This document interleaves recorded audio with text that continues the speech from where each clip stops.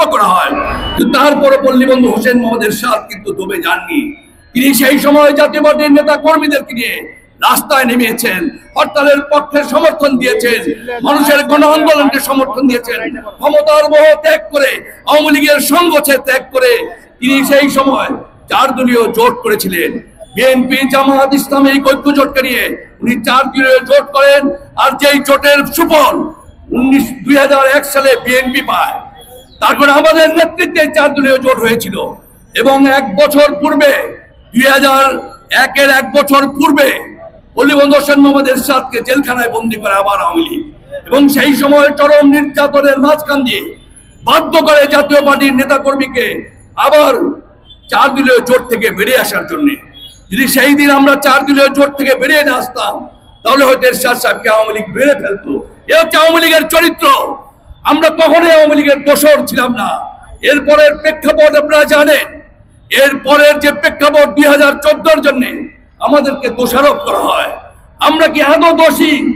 জাতীয় পার্টির চেয়ারম্যানকে, জাতীয় পার্টির চেয়ারম্যান হচ্ছে পল্লীবন্ধু হোসেন মোহাম্মদ এরশাদ। সেই দিন পল্লীবন্ধু হোসেন মোহাম্মদ এরশাদ ঘোষণা করেছিলেন আমরা নির্বাচনে যাব না। পল্লীবন্ধু হোসেন মোহাম্মদ এরশাদের আহ্বানের সাড়া দিয়ে 250-র উপরে আমাদের প্রার্থীরা সেই দিন মনোনয়নপত্র প্রত্যাহার করেছিলেন।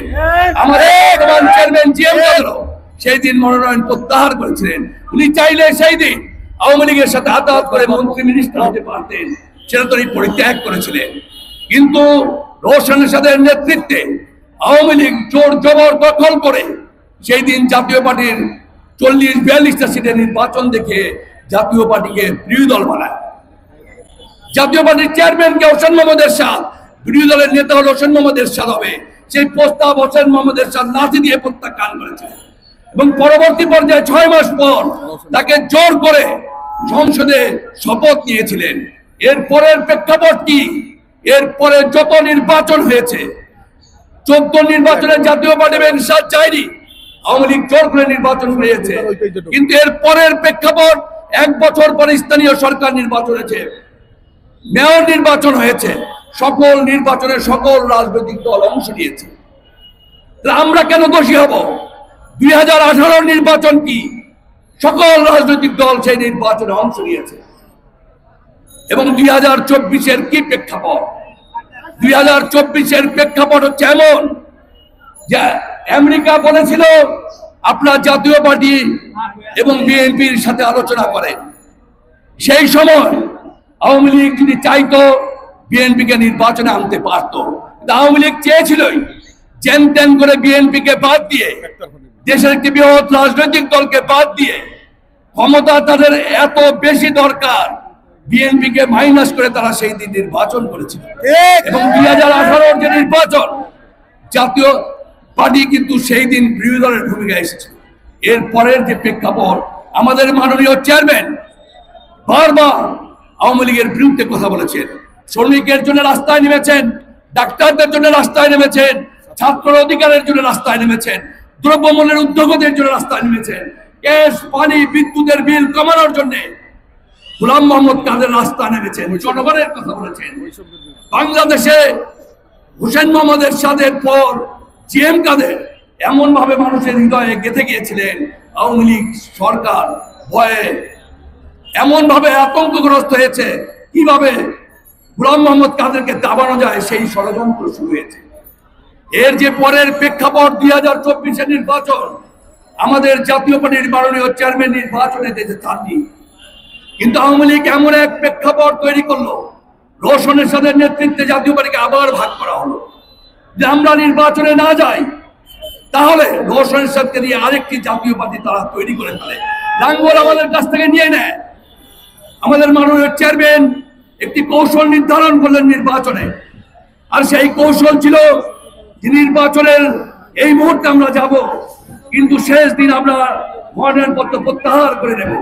এবং সেই প্রেক্ষাপটে আমাদের মাননীয় চেয়ারম্যান নির্বাচনের পূর্বে সবার কাছ থেকে পদত্যাগপত্র নিয়ে রাখেন, যে শেষ দিন যাতে উনি মনোনয়নপত্র প্রত্যাহার করতে সুযোগ পান।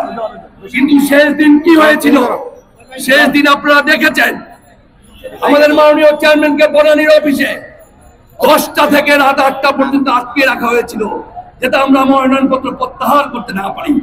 এই জোর জুলুমই চলেছে শতকর।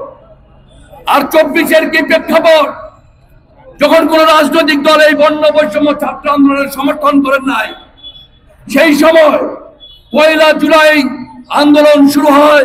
3রা জুলাই গোলাম মোহাম্মদ কাদের, আমাদের জাতীয় পার্টির মাননীয় চেয়ারম্যান, সংসদে দাঁড়িয়ে দ্ব্যর্থহীন কণ্ঠে ছাত্রদেরকে সমর্থন দিয়েছিলেন।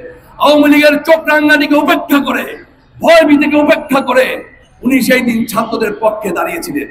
এরপর আনুষ্ঠানিকভাবে 20 জুলাইয়ের পর আমাদের পার্টির চেয়ারম্যান সারা বাংলাদেশে জাতীয় পার্টির নেতা কর্মীকে নির্দেশ দিলেন ছাত্রদের পক্ষে থাকার জন্য।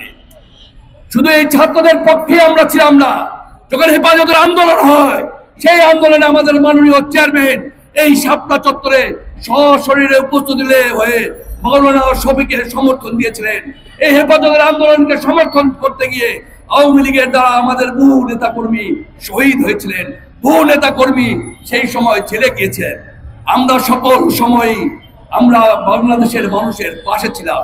এই 24-এর আন্দোলনেও আমাদের ছাত্ররা, আমাদের যুবকরা, জাতীয় পার্টির সর্বস্তরের নেতা কর্মীরা এই ছাত্রদের পক্ষে ছিল। তাহলে কেন আজকে আমাদেরকে মিটিং করতে দেওয়া হয় না, আমাদের দলকে সংগঠিত করতে দেওয়া হয় না? এই ছাত্র আন্দোলনে আমাদের নেতারাও রংপুরে মারা গেছে এবং জেলে গেছে, এবং কোন রাজনৈতিক দল যখন সমর্থন করেন এই ছাত্র আন্দোলনকে, তখন গোলাম মোহাম্মদ কাদের জাতীয় পার্টিকে নিয়ে এই ছাত্র আন্দোলনকে সমর্থন করেছে, আওয়ামী লীগের চোখ রাঙানিকে উপেক্ষা করে। তাহলে কেন আমরা মিছিল করতে পারবো না? কেন আমরা দলকে সুসংগঠিত করতে পারবো না? আমরা বাংলাদেশের সবচেয়ে বৃহৎ একটি রাজনৈতিক দল ছিলাম। আমাদেরকে 90-এর কেয়ারটেকার সরকার এবং আওয়ামী লীগ, বিএনপি এরা মিলে আমাদের দলকে নিঃশেষ করা হয়েছে। আমরা কিন্তু বাংলাদেশের মানুষের মনের মণিকোঠায় আছি। যদি সুযোগ পাই আমরা, তাহলে ইনশাল্লাহ আবার আমরা রাষ্ট্র ক্ষমতায় আসবো।